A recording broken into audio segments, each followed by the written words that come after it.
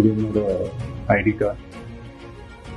தமிழக வெற்றி கழகத்தினுடைய உறுப்பினர் கார்டு நான் எடுத்துட்டேன்.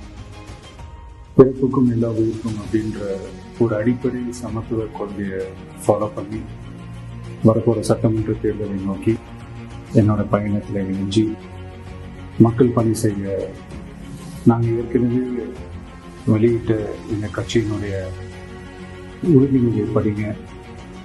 உங்கள் எல்லாருக்கும் பிடிச்சிருந்ததுன்னா, நீங்கள் எல்லாரும் விருப்பப்பட்டீங்கன்னா ஜாயின் பண்ணுங்க ப்ளீஸ். இது ரொம்ப ஈஸி தான், easy to access. Thank you, bye.